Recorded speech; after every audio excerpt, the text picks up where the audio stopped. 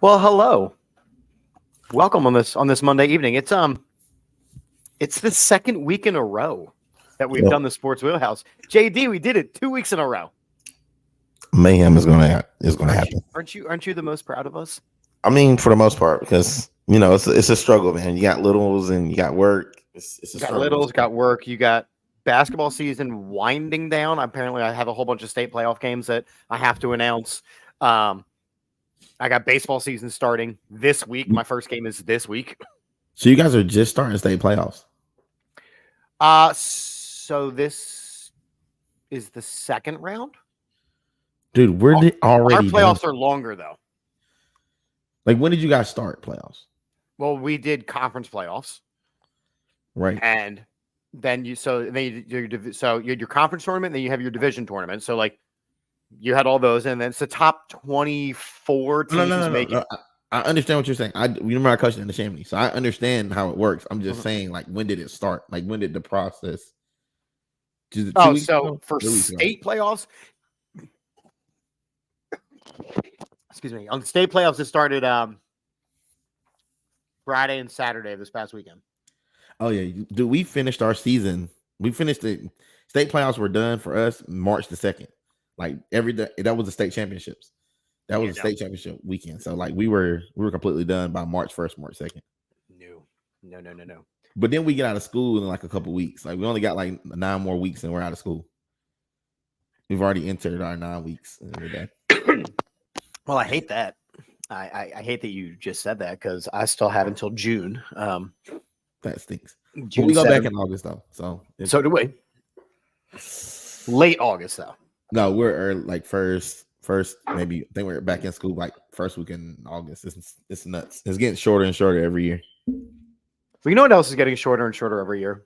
Let's go. The NFL off season. Let's go. What a segue. Let's do it. What a segue, my friends. This is what we're here for. What's up, Adam? Adam's checking in. Hey, buddy. Good to see you. So for those of you that have been living under a rock all day, for sure, the NFL legal tampering period began. Which is basically just a funny way of saying you can go get people. You can go get your peoples. And it started last night as JD and I were texting. For sure. When the prediction that we made in last week's show, which was that the Rust Bus would be parking in Heinz Field, it did indeed come true. Let's go. So JD, as our resident Steelers fan, what are your initial thoughts about the Rust Bus being, as Adam said, what do you think of the Steelers getting Russell Wilson? He's a way better option than Kenny Pickett, Mason Rudolph, and the previous Josh Dobbs.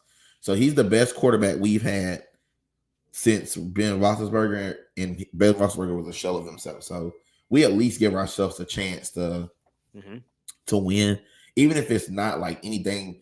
And this is just for winning right now. We got a pretty good decent little group. Like, we got a running back. Right. Yeah. So, I mean, end of the day, like, if we just need to run the ball to keep Russ healthy, we can run the ball. We've been doing it for years and winning at least to get into the playoffs. So we can get to the playoffs the old way. I think we want to try to make a push here. We got a really good defense. So if we got a good defense, then let's just take a shot with like a game manager, somebody that can possibly make some plays in the postseason. Yeah, and I think that if you look at your division in its entirety, like, you were 10-7 with nobody Yeah. With absolutely nobody. But like we said in last week's show, like you have Najee Harris, who is a good running back. You've got a couple wide receivers. You've got, a defensive player of the year. Like you have some players. You've got, Mr. 500 plus as your coach, but you were lacking that quarterback piece. Not to mention the fact that Denver is going to pay the majority of the tab this year. Yeah. I mean, you absolutely stole Russell Wilson. And there's no question that he's going to go in and start. I think the move was exactly what we said it was going to be last week. It is the right move for all the parties concerned. And if you look at the rest of the AFC North, you got the Ravens, who have an elite quarterback. Mm-hmm. You've got the Browns, who had enough quarterback play to be really good. I'm not going to say they have an elite quarterback because they just don't. And you have the Bengals, who, when healthy, have an elite quarterback. So you had to get a good quality quarterback. You're cutting. And I'll say this before we roll into this. Like, everyone in our division got better except for the Bengals. And the Bengals have been the ones that have been our thorn in our sides the last couple of years. They've been getting into championships and AFC championships, and they've been going to the Super Bowl.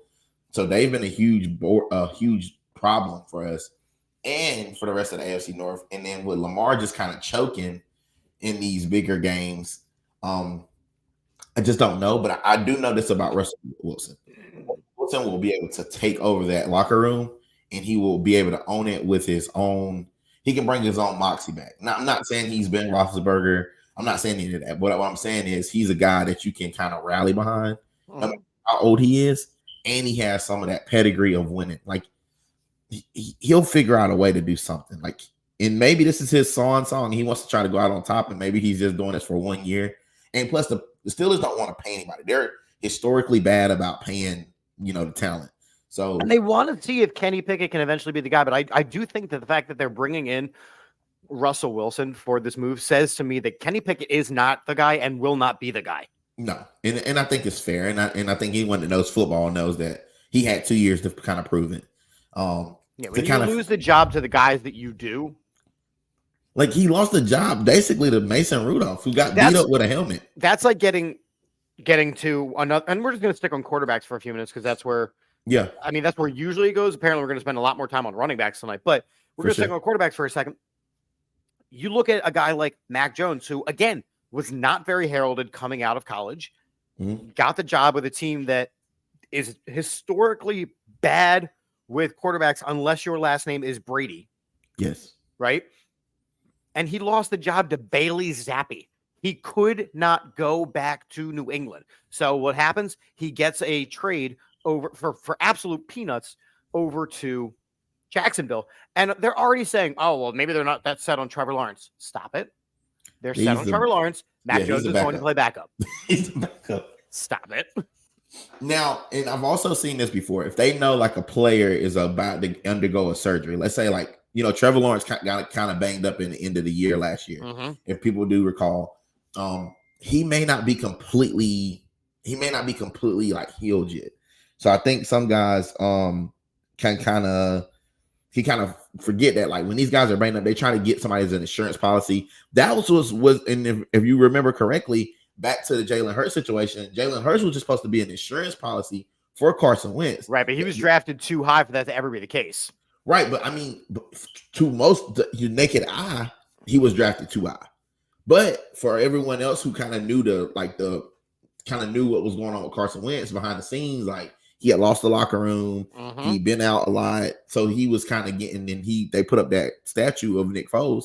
You don't know that did it. Like, that did him in. So now you come back and you got to say, okay, well, we got to get somebody for the future. And they just had the hindsight to know that, hey, this is our guy. So they go out and get him. They jump high to get him. They get a great quarterback, and then they move on from Wentz. Which now the rumor mill is starting to churn that, we all know that Justin Fields' time in Chicago is very tenuous. Like, we're not really sure what's going on over there. But now there's a lot of rumors heating up that he could be traded to the Philadelphia Eagles to back up Jalen Hurts. To which I will say unequivocally, no reservations. For the love of God, do not do this dumb thing.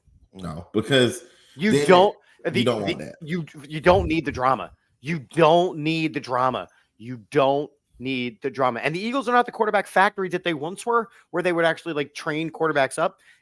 Focus your attention on Jalen Hurts. Just stay right there. Well, they had Marcus Mariota all year last year. They didn't even use him. Yes, they did. And when they had to use him, he was terrible. Because they didn't use him any other time, but when they had to use him. Because he's a backup quarterback. You shouldn't have to use your backup quarterback. We need to stop going for the other sister. You know what I mean? Got you. There's always a prettier sister out there. You know what I'm saying? Adams, again, stay on quarterbacks. Kirk Cousins going to do anything with Atlanta. This was interesting to me. This is a very interesting trade because they're in a rebuild. Atlanta as a whole is awful. Yep. They're in a rebuild, though. But Atlanta as a whole is awful because they had no quarterback. And they were like, Desmond Ritter's going to be the guy. Taylor Heineke's going to be the guy. No, you went out and got a guy who's a damn good regular season quarterback. Not so great in the playoffs, but damn good regular season. Pair him up with a Bijan. Pair him up with a Kyle Pitts. Pair him up with a new coach who wants to go out and win. I don't hate this move. I don't hate it. Let me preface what I'm about to say. I don't hate the move. I hate it because there's a lot that could go wrong with this. There's a lot that could go wrong with this because you got Kirk Cousins, who's been kind of historically known for like basically stealing money and just kind of like, you know, riding it out, not being the best guy for the situation. And I think that they need a little bit more parity. Just to be, if I'm being completely honest, I think they need a little bit more parity, and he's not going to give it to him. No, he's going to give him the same thing that he's been giving every team he's ever been on. Right. He's just going to give him he's going to be the placeholder, which we're talking about for a lot of people. If that's what you need, a placeholder till you get that quarterback ready, but they don't have that quarterback. So he's just placeholding because he's not very good. But I mean, maybe Desmond Ridder eventually will be the guy. No, he won't. But the fact that what they're paying him, did you see the numbers for Desmond Ridder? No. For Kirk Cousins. I mean, yeah, but I mean, $180 million over 4 years with $100 million guaranteed.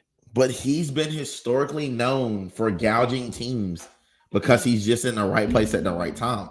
I don't know who this guy's agent is, but he's very good. He's so good, and he's very opportunistic in getting his guy. I bet you that he's also Chase Daniel's agent. Oh, what are we doing? Like, you gonna do that right now? Like, we really gonna do that? Again, somebody who made a lot of money on his feet. Yeah. Made a lot of money for not a lot of talent. I mean, I'm okay. You're not wrong. So let me preference what I'm saying by you're not wrong. But I would venture to say that this is a little different situation than the Chase Daniels situation because Kirk Cousins has won on different levels. He just hasn't won the big one. And I think that's where people kind of get it. He is a career confused. Backup. I don't know. At first, when he first started, Daniel is a career backup. No, but it's different though, man. Like Kirk Cousins can go win you some games. Chase Daniels can't. Like Kirk Cousins can go into your locker room and kind of change things. Like he did it in Minnesota right away. But he stole money at first because he stole a lot of money from Washington. I mean, he got a lot of bread from Washington, and then they had to pay him that max deal because he had played all those years. So like he's kind of just a recipient of like the process. Like kind of just in general. Like he's just kind of around, like he stays around just long enough to get his max deal. He finds him a team that's just in a bad situation and they don't have any better options. It's either him or Cam Newton. So it's like, oh, we'll take Kirk Cousins. All right, 2 more quarterback deals that have come across the wire. Neither of them are very important, but they have to mention because we're talking quarterback deals. Raiders add Gardner Minshew to compete for the quarterback job. Yeah, I like it. 2 years, $25 million, with a $15 million guaranteed to compete with second-year Aiden O'Connell. Yeah, I like it. So they've got 2 terrible quarterbacks. Because you got to think, but see, here's the other part to this thing. But they just lost Josh Jacobs. We'll talk about running backs soon. You just lost Josh Jacobs.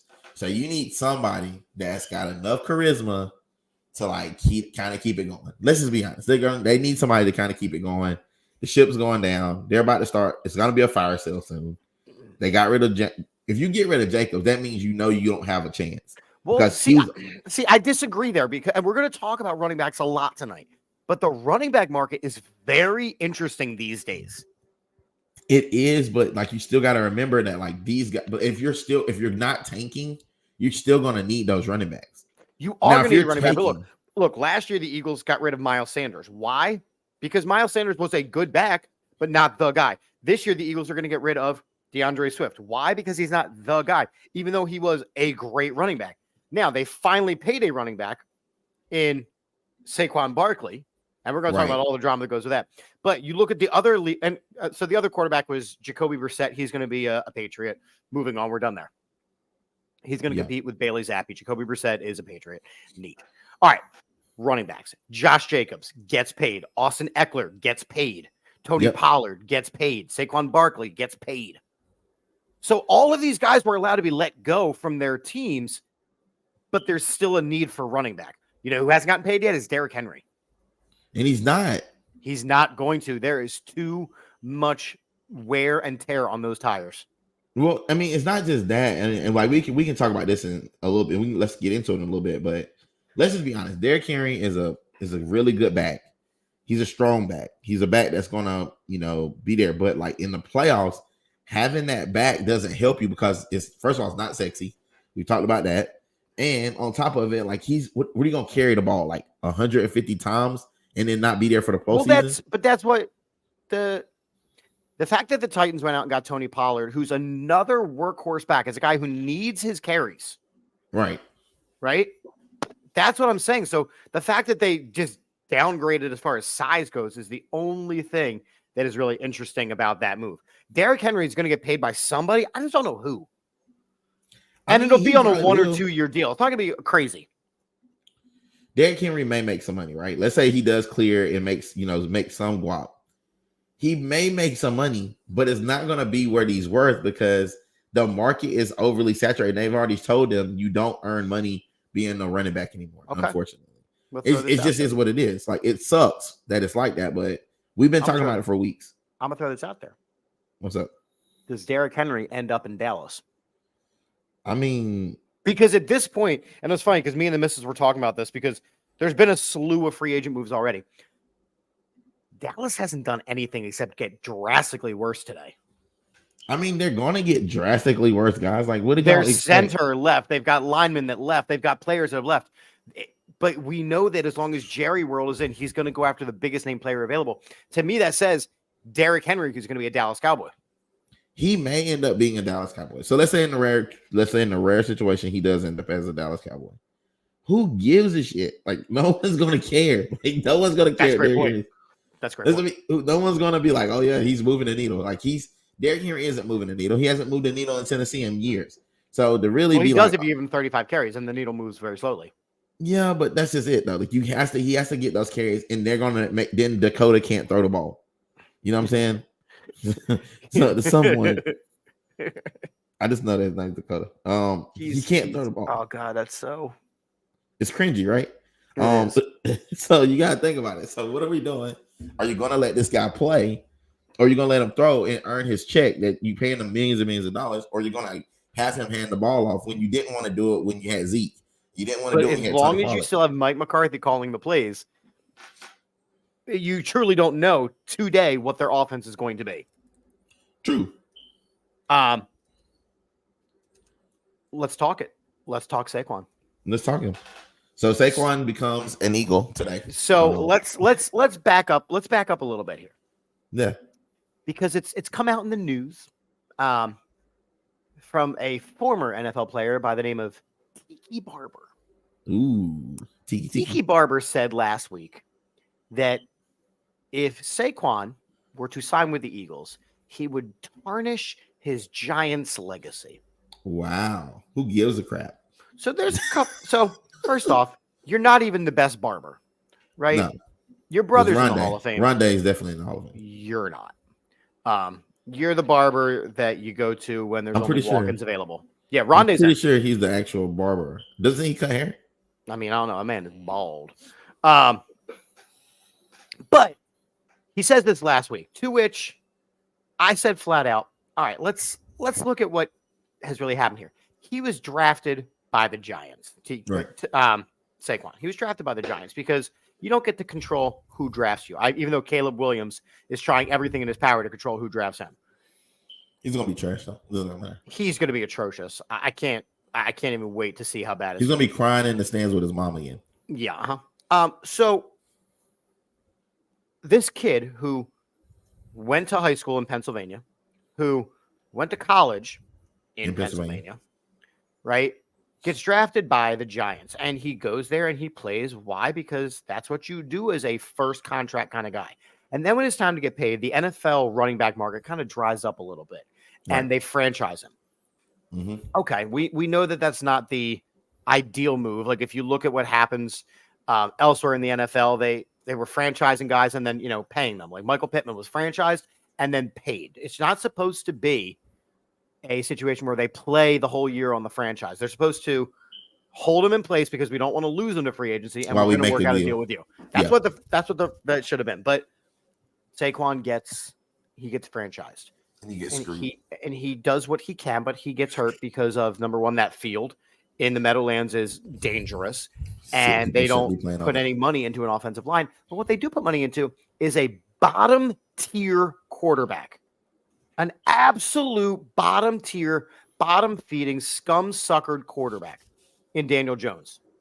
So they franchised the wrong guy. So this year rolls around. They're like, well, we're not going to franchise him again. What loyalty does he have to the New York Giants? What loyalty does he have? Let me be first to say this. The New York Giants franchise is a joke. Like it is a joke. It's a joke. Like the field's a joke. Where they play is a joke. The fans are a joke. Like it's just a joke. Like so, if you're a New York Giants fan right now, still, you're a joke. Like people are laughing at you to your face and behind your back. Number two, I think when you're playing for the team that you pull for as a kid, it becomes a dream. Mm-hmm. So it doesn't matter what your legacy, because he could go and play in Philly for 5 years and they could forget that he even played for the Giants. Because he didn't even accomplish anything there. Like he didn't. Did he win Rookie of the Year there? I don't know. I don't even know. It doesn't matter. He was named captain of a team. Why? Because he was the running back. And listen to this. So the next thing is where Adam's saying, is he injury prone? Dude, if you're running the ball as much as they run him in the way that they run him on that field, on that type of surface constantly, with no back, and listen to this, no offensive line, and listen to this, you're sending him to the Philadelphia Eagles, who were really, I personally believe that they're going to be better and they're going to work out some things. I think they had to do some soul searching this offseason, which there's been a lot of soul searching probably had to be done, but they're now adding a piece very similar to the DeAndre Swift. I think DeAndre Swift had one of his better seasons last season because he's playing at home.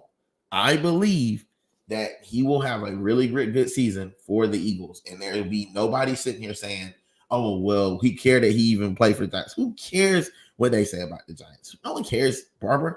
Kick rocks. Well, not only that, so that was last week when he said this, if he signs. Well, today he signs, right? So, of course, you're dead to us, Saquon. Good luck. You're dead to me, says Tiki Barber. Oh, okay. Wow. The new Philadelphia Eagle, Saquon Barkley, says, you've been a hater since I got to New York. And all the dead to me talk, don't smile in my face when you see me. Facts. And you little. Saquon's a monster. They don't call him Quadzilla for nothing. I think I saw somewhere that our starting running back and the starting quarterback can now can now squat over 1,200 pounds. I just want to throw this out for all Philly fans. If you thought the brotherly shove was bad last year, wait till you get the brotherly bounce. He's going to just run dudes over behind that offensive line. I'm telling you, he's just going to run dudes over. The jumbo pack. I mean, the Eagles definitely are going to lose a step by not having Jason Kelce, who did decide to retire, Fletcher Cox, who did decide to retire, but then they up Landon Dickerson, who is the best guard in football. You've got Lane Johnson, who when healthy is the best right tackle in football. You've got Jordan Mailata, who is on pace to become the best left tackle in football. You've got Cam Jurgens, who they're either going to move to center because that's where he was anointed to be, or they're going to keep him at right guard and they'll go get a center. Like this Eagles offensive line is pretty damn legit. And it's going to, and taking this And making this move and getting Saquon Barkley takes some of the pressure once again off of expecting Jalen Hurts to run the ball every damn play. Yes, because he was banged up. Like, and I know people are going to say DeAndre Swift was great. He also wasn't given a fair chance. DeAndre Swift ain't Saquon Barkley. I love DeAndre Swift. I think he's a great guy. I love that he's a Philly. And I'm definitely bummed that he's now not on the Eagles anymore because I really enjoyed having him on the team this year. And there's always a chance they bring him back. There's always a chance they bring him back and make a thunder and lightning. Nah, he's a Bear. He signed a huge deal with the Bears right before the Eagles signed. Oh, the Bears. Saquon. He signed like a big old deal with the Bears. Say what? Saquon. And so since that's happened, now you're going to get to see what Saquon can do. And he's going to do it. And I think he's going to be thirsty to prove some guys wrong. He's at the place where underdogs love to come. You know what I'm saying? What up? Eric checking in. Hey, this community balling is amazing. I wish I could go to this stuff. I wish I still played.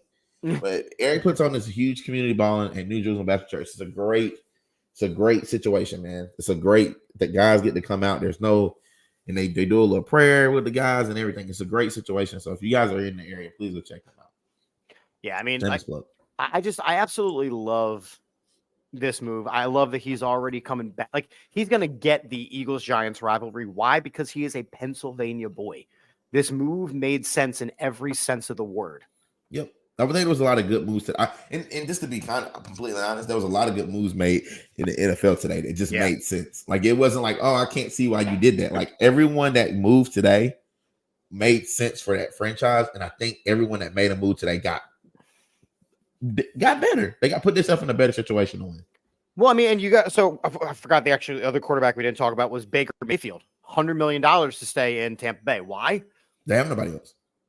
But he also did the job. Yeah, I mean, and let's just be real. Like, I mean, I think people would say coming after Tom Brady after he won championships there would be very hard. Well, let's just keep with the whole beat. It's not. Like, Tom Brady knew that he was going there for it to be a swan song. In Baker Mayfield is kind of like, that's his kind of personality. He kind of wants that big. He wants the attention. And he kind of didn't have it in Cleveland. And it was kind of just like a dreary place. Like, Tampa Bay is nice. Tom Brady fell off a boat there. So, I mean, at least you got that going for yourself. So, I don't know, man. Like, I think everyone got better. Baker Mayfield. Yeah, I mean, and I'm kind of looking at some other moves that happened. I mean, Tommy Townsend, who's the punter for the Chiefs, he is now on the Texans because the Texans went out and signed Murder Leg, Matt Azaria, Ariza, whatever the guy's name is. Dude, they killed the guy? The dude who was charged with molestation, but they couldn't prove anything because it didn't happen. The college thing. Oh, yeah. Okay, I do remember. Yeah. The Jags added Mitch Morse, Gabe Davis, Darnell Savage, Devin Duvernay, and Ronald Darby. Ronald Darby would be a decent pickup, and I think Duvernay would be too. Texans got from the Titans Azeez Al-Shire. Nothing to write home about. I mean, there's just... And the fact that the Cowboys... Austin Eckler move. We didn't talk about Austin Eckler. I mean... Here's the thing. The fact, like, fantasy-wise, Austin Eckler is top tier. He is, but you don't know what he's going to be like with the Commanders. They are trash can. They are atrocious. Do they still got Gibson? No, Gibson signed... oh, my God. Who did Gibson... Gibson signed with... Who did he sign with? I saw him. He signed with somebody. Either way, it's not going to matter. Gibson. He signed with the Patriots. And he says Zach Ertz went to the Commanders. Yeah, well, I mean, whatever. So, all right. So the next position that Howie needs to address is safety. Safety/linebacker. He's got some younger linebackers. So the linebackers are going. Yes, but they're not. They're not ready yet. They're not ready. Correct. But think about it. Like, in reality, that's the one position, if your linebackers are a little shaky, that they can develop over time. But see, that I disagree with you, because the Eagles have had shaky linebackers for quite a while, and we've seen that you can't just be shaky in that position. No, but you're going to have, like, they're going to get right. Like, they're they're those Georgia guys. Like they're figuring it out probably as we speak today. It's just that they're not used to the speed of the game. You did pick up some linebackers last year, so it's not like you don't. And you got a guy this year too. You got from the Saints, we got some no-name cat. Hold on, we got safeties. I mean, let's not just trip. Like there ain't a lot of great safeties out Zach here. Bond from the Saints. Nothing right about. But the safety situation, like there ain't a bunch of great safeties out here, man. Like that's not even true. Name 5. Justin Simmons, he's right, okay. who needs to be an Eagle. You've got there's CJ Gardner-Johnson, who I don't want back, and I know Max. Here's the thing: I wouldn't be upset if he came back, but I also don't think that that's the vibe you need right now. So CJ Gardner-Johnson is an option. Justin Simmons is an option. There were so many guys that were let go prematurely from their, like, and even going back to running backs, like because the Packers picked up Josh Jacobs, that means Aaron Jones is a free agent now. Please go get Trotter Jr. He's a Clemson Tiger. Please go get him. Thank you. Well, so this has been the topic of a lot of the shows on Wednesday nights is if the Eagles don't go out and somehow so every year the Eagles fans end up with one player that they fall in love with in the draft. See Marcus Mariota. See Ricky Waters. See like all these guys. Right. This year, I truly believe that it's Jeremiah Trotter Jr. And I've been asking everybody, and I've been asking everybody that has come on to any show that I've done, if the Eagles do not end up with Jeremiah Trotter on the team from the draft, is this draft a failure? I believe that it's not a failure. It's a failure. It's a huge shot. Is it a situation where we follow Jeremiah Trotter's career, the rest, like we did with Joey Porter Jr., like we follow with Justin Jefferson? Yeah, I mean, you're gonna follow because you're gonna, and especially if he blows up. But I think it's more like I just think it's only right. Like I think it's only right because his dad he's a legacy almost. Oh, it's a legacy thing, and it's a great story, and I want the guy. But at that point, you then have two. I don't want to call them undersized, but you have two same-sized linebackers in him and Nakobe Dean. They are identically sized. It is an identical skill set. That's what I'm saying. Like, but if you get Trotter Jr. and you match him with Nakobe Dean, in 2 years' time, you're gonna have one of the most prolific linebacker groups, and then you can just get you some fillers for right now to just kind of get them right.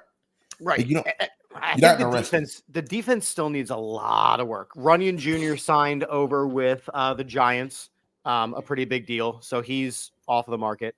It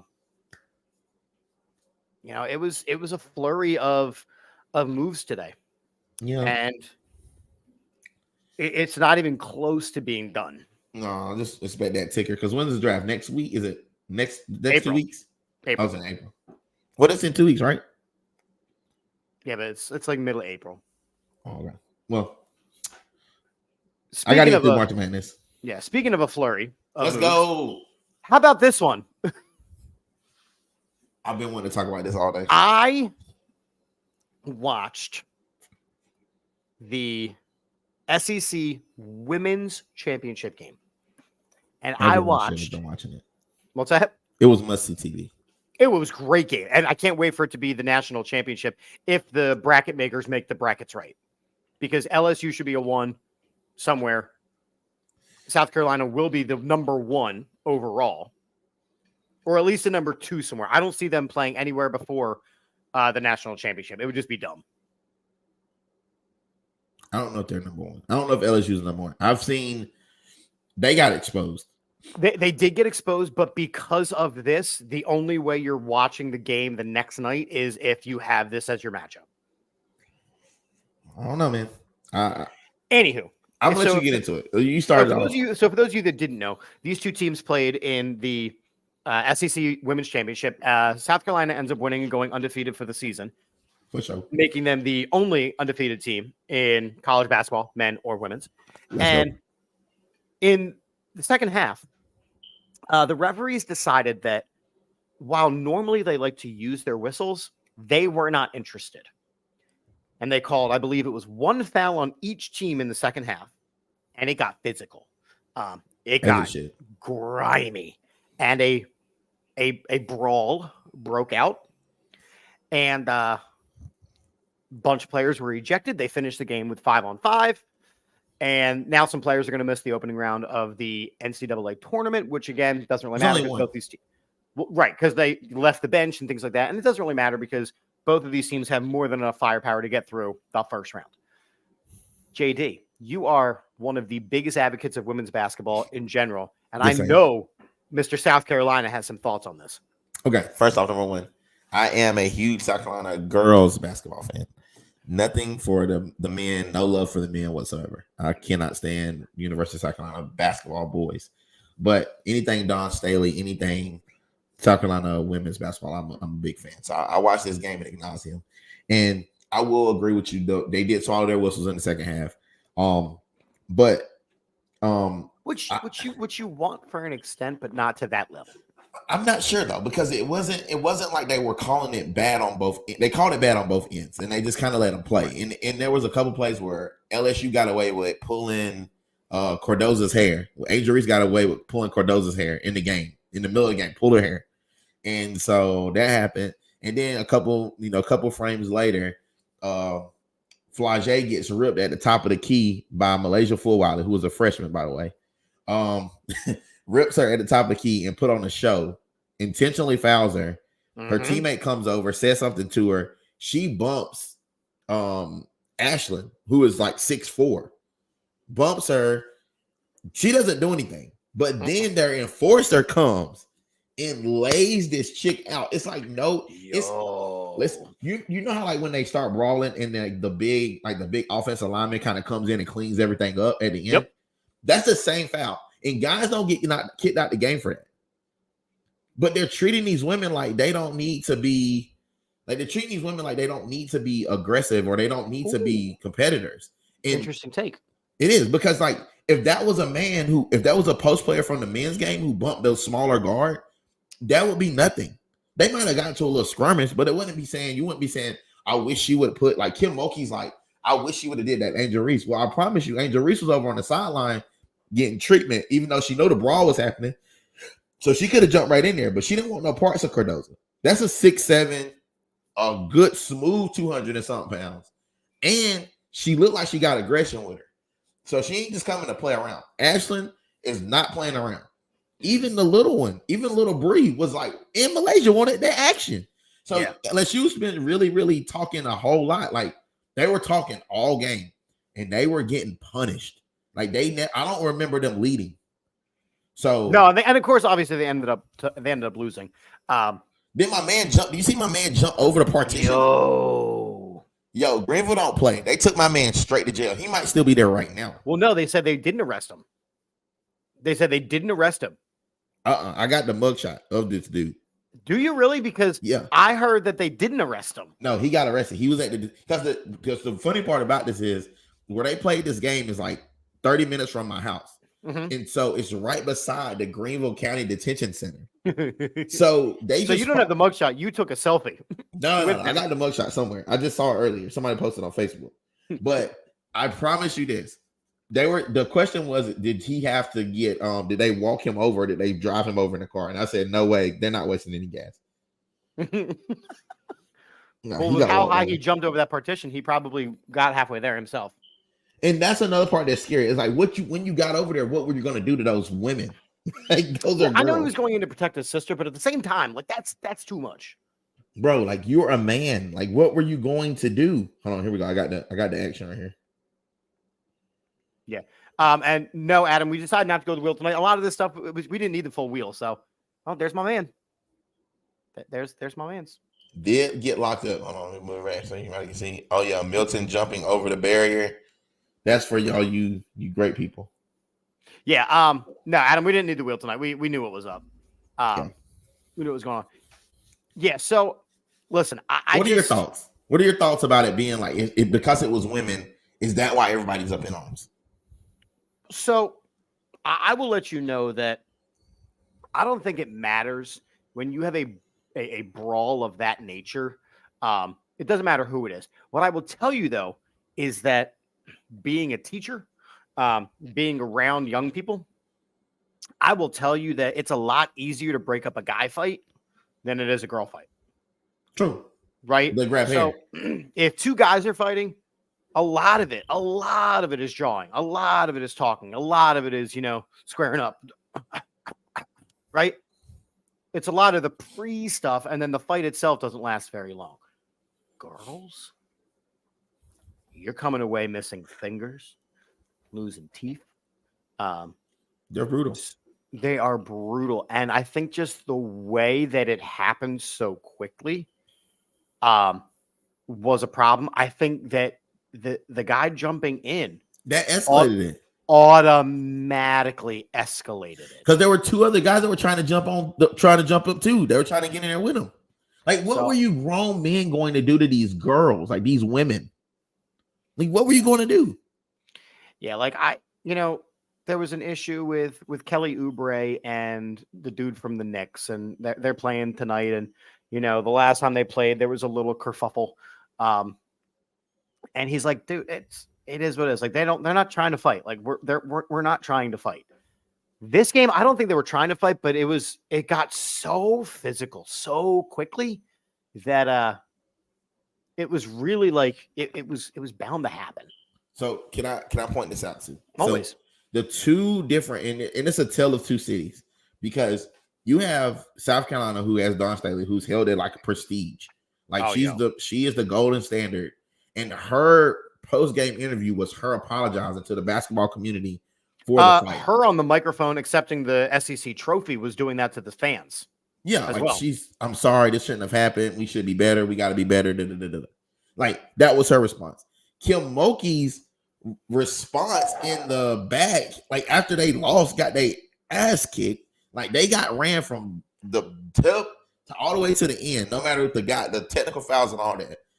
They got worked. She's like, I wish, like, no way a 6'7" girl should bump a little girl like that. Well, that little girl is the one who escalated this whole thing with the intentional foul and then the shove of the player who wasn't doing anything but talking to her. So at what point are you going to take responsibility that your little chihuahua ran into a freaking Great Dane or a pit bull and showed that she was a little chihuahua? And then there's the second part of this is where Kim Mulkey thinks she's Dawn Staley. And she is not. And I'm going to tell you why. And this is like that Doc Rivers thinking that he's Popovich thing, where they get this sense of entitlement. You have not beat South Carolina in the last 4 times you played them, if not more than that. Yes, you won the national championship, but you didn't have to go through South Carolina to get it. I also just don't understand her jacket. No, why are you there looking like Elsa? She's not there looking like Elsa. Let it go. It's like Elvisa. I like that. She had the fur. I just not that I should be one to comment on fashion, but I did not get that one. But the fur, and it's light blue. Like I didn't understand. Yeah, that one that so it's like the Ice Queen. Yeah, that bothered me. And it takes some freaking responsibility for your players. That bothered me. I wasn't a fan of that. Just take responsibility for your players. You know what I'm saying? Chip, like as a referee, as an umpire, as a coach. Like take responsibility. Every single game that I start, coach, you are responsible for yourself, your coaches, and your players, and the bench, and the fans. Sometimes, if there's a problem, coach, I'm coming to you. I've seen coaches get on the microphone when it's a hostile environment.